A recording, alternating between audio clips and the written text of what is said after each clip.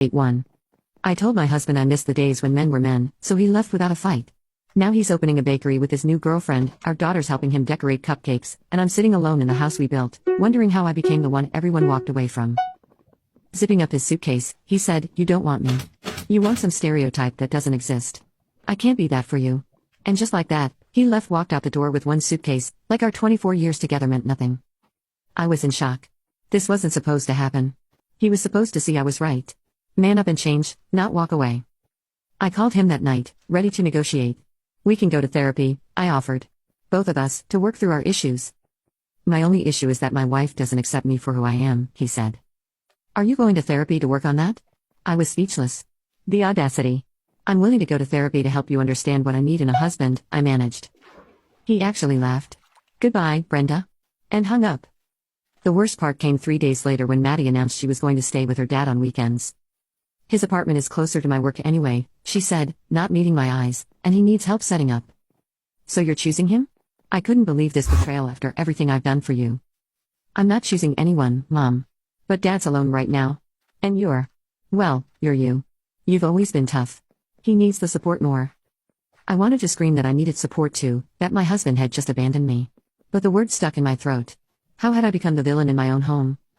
The weeks that followed were a blur of anger, confusion, and though I hate to admit it, fear. Suddenly, I was alone in our 4-bedroom house, rattling around like a pea in a can. Friends called less. Maddie texted instead of visiting.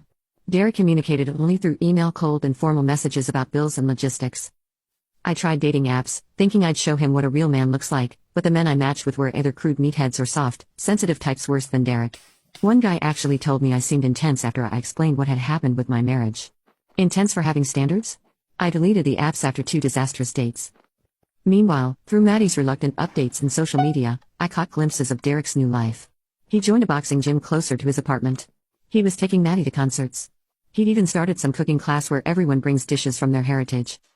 "Dad seems really happy," Maddie mentioned one night when she stopped by to pick up more clothes. The words felt like a slap. "Well, good for him," I snapped.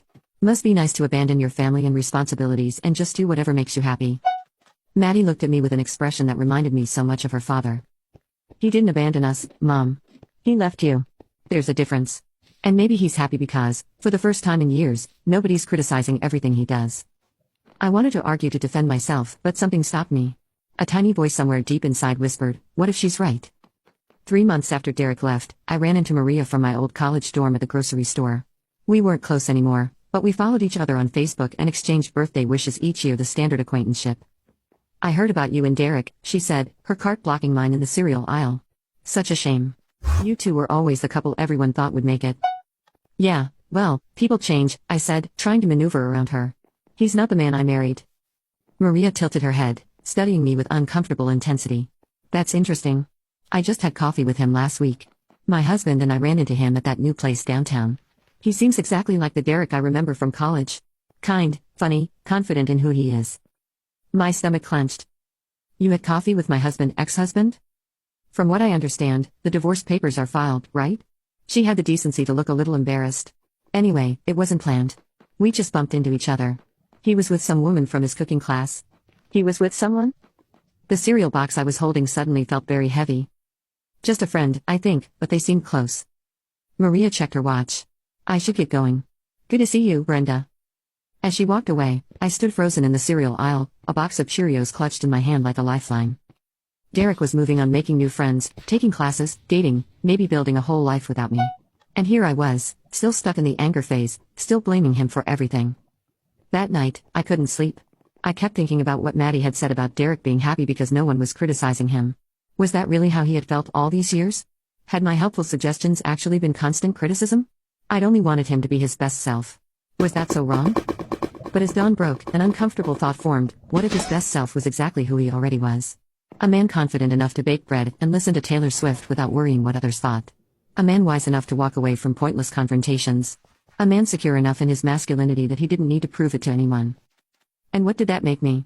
A woman so insecure in her own choices that she needed to control her husband. A woman who valued perception over authenticity. A woman now sitting alone in an empty house while her family moved on without her. 6 months after Derek left, the divorce was final. He was fair in the settlement, more than fair, according to my lawyer. We sold the house and split the proceeds. He didn't fight me on anything material. I just want this to be over, he told the mediator. Not angry, just finished. The final blow came when Maddie announced she was moving in with her dad permanently. His new apartment was in a 2-bedroom building with a unit that had just opened up on the same floor. It makes more sense, she explained, avoiding my eyes. I'll be closer to school, and Dad needs someone. You've always been so independent, Mom. Independent? Was that what people saw when they looked at me? Not strong or confident, but isolated. When had independent become a euphemism for alone? I moved into a condo closer to work, half the size of our family home but still too big for just me. I arranged my furniture, hung my pictures, and tried to create a space that felt like home. But something was missing. And it wasn't just Derek and Maddie. Then came the day I ran into them at the farmer's market. I'd gone on a whim, thinking fresh air might do me good.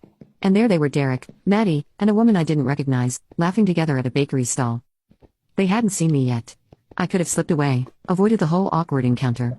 But I couldn't move, transfixed by the scene before me. Derek looked different. Not physically. He was still tall, still fit, still handsome in that understated way that had attracted me 24 years ago. But there was a lightness to him I hadn't seen in years. He was smiling, really smiling, the kind that reaches your eyes. And Maddie, my heart clenched at how happy she looked, so animated as she pointed at different pastries.